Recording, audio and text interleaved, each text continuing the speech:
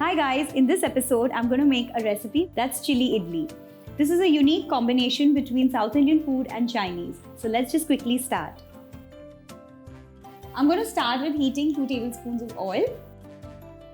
After the oil is nice and hot, I'm going to add half an onion that I've shelled. Just quickly stir fry.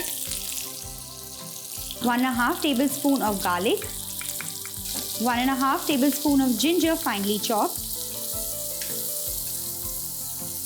2 green chilies cross-cut. Quickly stir fry the aromatics.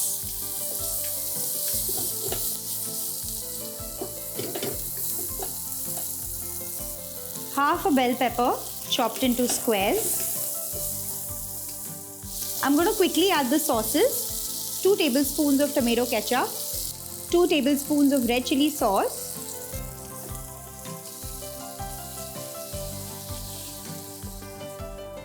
A tablespoon of soy sauce, a tablespoon of white vinegar, 1 tablespoon of sugar, and half a teaspoon of red chilli powder. Quickly mix everything.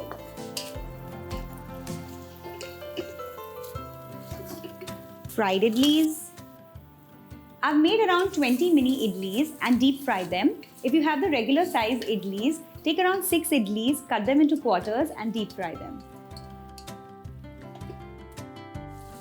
I'm going to add a little bit of water just to deglaze the wok.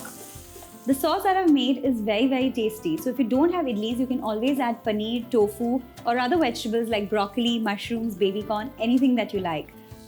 Very little salt because the idlis have salt as well as all the sauces. So just a little bit. And spring onions, lots of it. Just toss it quickly.